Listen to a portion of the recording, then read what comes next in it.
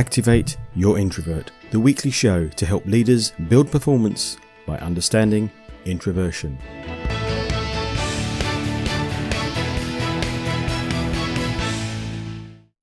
In this week's show, how good are French drivers? How the airport chaos can remind us of one thing we should always be doing, introvert or extrovert, and leading change, which I'm sure you have to do. A discussion with Amy Rowlandson. Amy is a life purpose strategist and host of the incredibly successful Focus on Why podcast, which is in the top 1% of podcasts globally. And question of the week: how can you engage an introvert in small talk? Before speaking to Amy, what's introversial in the news recently? In the Times, 97% of French drivers think that they are vigilant, calm, polite and careful behind the wheel. Now, I've just spent a few days in France, and I tend to think that I believe the 86% of French drivers who think other drivers are irresponsible, stressed and aggressive. I remember seeing a similar survey in the UK where 70% of people thought they were better than average drivers. Of course, it is numerically impossible for us all to be an above average driver, no matter what we think of our skills. In the same way, perhaps we should look at our leadership abilities. 49% of us must be under average leaders, where new ideas and development is a good thing. If only we'd accept and try listening a few more times. Speaking of my few days in France, I have to reflect on another set of recent news items, which relate to the airline industry. Chaos, cancellations and queues. I stood for 15 minutes to join the 25-minute queue to get into a cafe at the airport, in my 3-hour delayed flight, having arrived there 3.5 hours early. So, 6.5 hours later I managed to get onto the plane. The interesting thing was watching the cafe staff all that time. It showed me that even in chaos, where the cafe staff were not being well managed, several staff were working incredibly hard and doing the best job possible. I did the unintroverted thing and started conversations by stopping a couple of them and told them what a great job they were doing. The gratitude from them was amazing.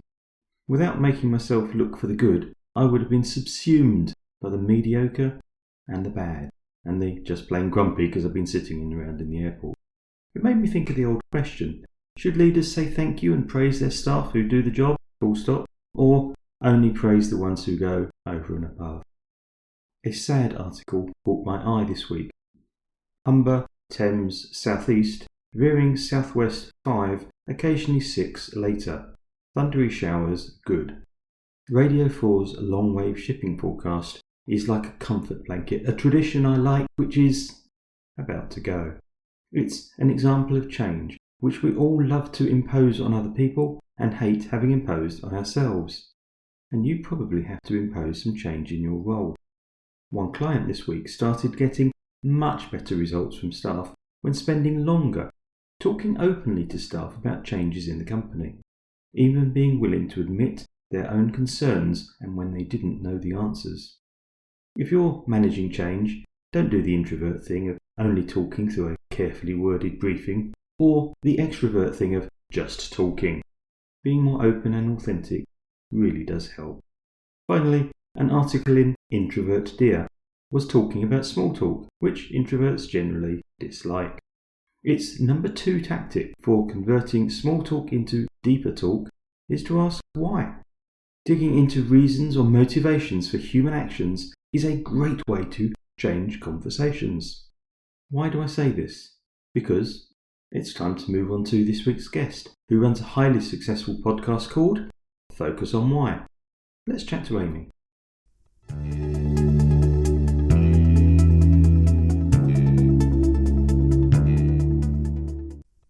Welcome, Amy. Great to have you here. Thank you very much, John. In a moment, we're going to talk about purpose. We'll talk about why and unlock some of the learnings you've had from running that podcast and focusing on why. But just before we get into that, are you an introvert, an extrovert, and probably more important, what does that mean to you? Well, I am an extrovert, albeit that I do really enjoy my own space and my own time as well. I absolutely flourish in an environment where there are lots of other people. So I think I do fit into both camps in different environments and different times of the day. But yes, I am an extrovert. It helps me to understand why I do what I do, how I can make a difference using the different mediums that I use. So podcasting is a one-to-many environment, but I also spend time reflecting and have my own episodes as well and record those. Thank you. Life purpose comes across as something which you believe in a lot. Tell me a bit more about life purpose, Amy. It came to me a bit late in life, as I think a lot of people experience in their midlife. People talk about having a midlife crisis. I talk about having a midlife beginning, because I completely reframed what I was doing and why I was doing it in my early 40s, because I needed to switch things up. It wasn't going to be sustainable the way that we were living, in terms of I was at home with the children. I then went back and was working part-time in the city again. But my husband was really struggling and his workload was ever increasing and he was missing out on life. And so I looked at the purpose of life for us as a family and realized that it wasn't going to continue that way if we wanted things to change, if we wanted things to be better. And so I switched things up. And it was only when I then started to switch things up and switch off autopilot, do a huge amount of research in educating myself with financial literacy, but also from a personal development perspective as well, become a much more aware of what was going on around me, really look into the meaning of life. And having done a huge amount of research, I then realized, hey, this is something I should be focus on why I do what I do, and then delve into the lives of others. And as a result of one business closing the door at the beginning of lockdown, with my business partner deciding to go in a different direction, I then realized that, well, I've been focusing on a lot of life purpose with my mentoring and coaching work on one-to-one with people and in groups. And I was answering questions that wasn't necessarily linked to property, which is what I was mentoring and training them in. It was actually more about what is it they wanted to do in life, what was going on for them. And that's where I then transitioned into a life purpose coach and spent the last 2.5 years now focusing in that area. Maybe you can do this in a sentence, maybe we can't. What is life purpose? Oh, it's simply the reason for being. What is the reason why you get out of bed every day? What is your fundamental opportunity for you to give some kind of contribution to the world, to ensure that you are getting to your end of life without any regrets? So pretty big then. When you said No the mean meaning of feat. life, I of course jumped back to I can't think of the Douglas Adams books, but The Hitchhiker's Guide to the that's the Galaxy, one. that Yeah, one. Yeah. What's the answer to the meaning of life? Isn't it 42. I was 42? thinking, but your version seems rather more powerful, shall we say? That then, to me, would apply to people that are leaders as well. Surely, as a leader, we have our own purpose that's driven us to our position in our own business or in the organisation we work. But purposeful leadership. I've chosen purposefully to live my life as a leader in this area of purpose, to shine the light on purpose, on fulfillment and curiosity, to empower others to think about forging their own path. And it's my chosen mission as a leader in this podcasting and coaching responsibilities and roles that I've taken on, to gift people with this living legacy of inspiration. And the podcast is very much that. It's a living library of pioneers of purpose, of people coming on the show and sharing why they're doing what they're doing. And for me, that helps others to understand what it is that they could be doing to make a difference in life, and how they could step up as a leader and be more purpose driven in either their personal life or their professional life, or both, and how they can marry the two of those. Presumably, part of their purpose as a leader is helping others. I think it comes down to that. From a business perspective, it could be that they've got a product or a service that's going to help others. It could be a contribution that they're making. It could be an impact or a cause that they are passionate about, in terms of how is it that what they're doing is going to take on a different perspective in the future, how they can make a difference today. And I think that a lot of people say, oh, I don't know what to do in life. I don't know how to find my purpose. Well, if you simply focus on something that you really love or something that really angers you, you'll be able to find a good start there. A lot of people think, oh, somebody really should do something about. How about if that was you? Wow. And that implies then clear vision and values equally important. Absolutely. I think that having that clear vision from the top, having an understanding of your values, and that could be your individual values and your business values, and understanding the environment that you're creating. If you are looking to bring a business to the fore through purpose, it's understanding the culture and the people that you're involving and working with in that space. So as a leader, having that clarity, having that conviction and the courage to really step up and say, this is where I'm taking you as a business, as a company, as people, to show them what it is that you are looking to change or what problem you're looking to solve. That's how leaders take their businesses, not through just the next decade, but through into the next century, because they're thinking about the long term. They're thinking about the evolution of purpose and how it's going to help people for many years to come. For me, I know that my life is just passing through this particular passage of time. And so for me, to help those in the future think about what it is they're doing, these episodes that we're recording today, for example, John, we may not even know what the ripple effect is of our conversation. It might instigate some change with somebody who then goes on to become a great leader in their particular field because they've given themselves the courage to step up and take that role on. And as a result, they could be curing a particular disease in the future. They could be championing a particular cause that's going to make a difference. Brilliant. What else have you discovered by digging into perspectives on why? Oh, there's so much. I was thinking about this, reflecting on the episodes that I've recorded. And at this point of recording, there's over 280 episodes that I've recorded for Focus on Why. And I was thinking there's got to be some kind of bigger research piece here where I can collate some data that's going to be of use and of value for those going forward. So I will definitely be speaking to people who can help me put together some kind of research piece, because it's more than just stories here. There's lots of commonalities, lots of reflections that I have had, but similarities across the board of people who have at some point experienced a life event. And that, as a result, has led them to some deep reflection, but it's led them to action. It's led them to taking purposeful action into not replicating what's happened before, but living a more purpose-driven life and to make the most of what they've got. And as a result, yes, they experience huge levels of fulfillment going forward.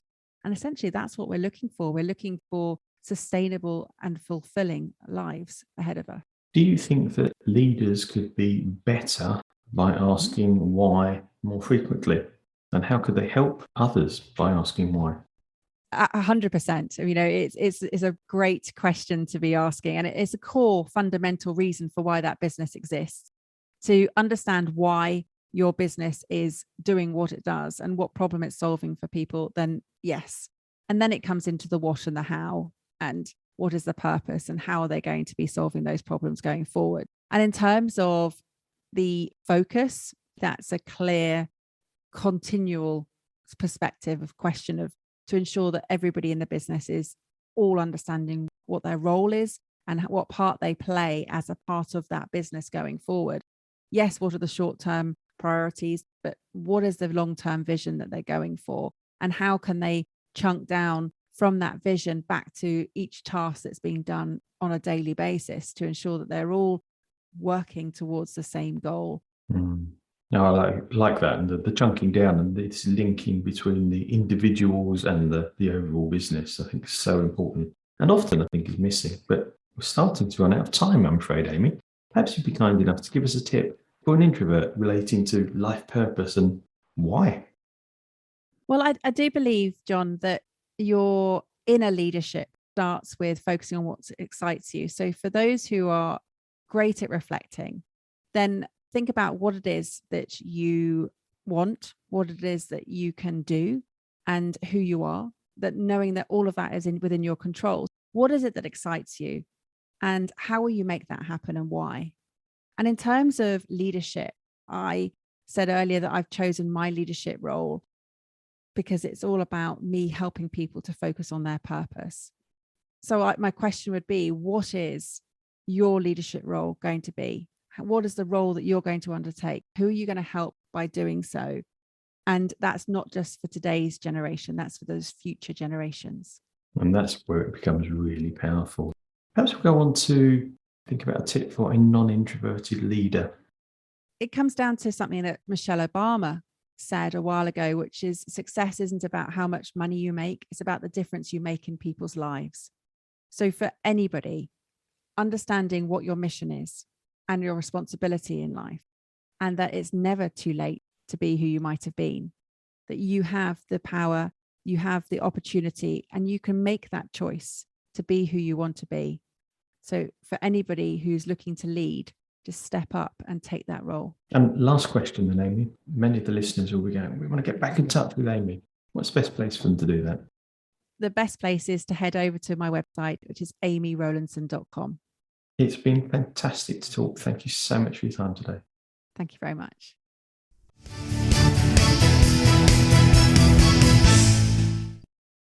My takeaways from that amazing discussion were the power of understanding your purpose and using it in your business and life. What is your purpose? Why do you do what you do? Start finding your purpose by looking at things you really love or that really anger you. Number 3, the importance of long-term vision in a business so everybody understands it and how their role fits within that. And the final one, I just loved Amy's phrase, not a midlife crisis, a midlife beginning. What were yours? Please add to a discussion on the Facebook page, Activate Your Introvert.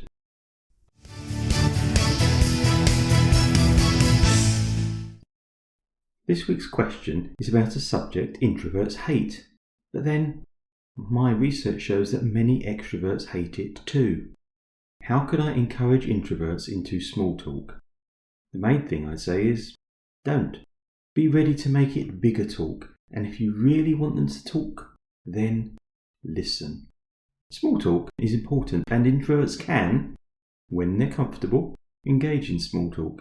But yes, they prefer deeper talk, and they certainly don't like vacuous nonsense.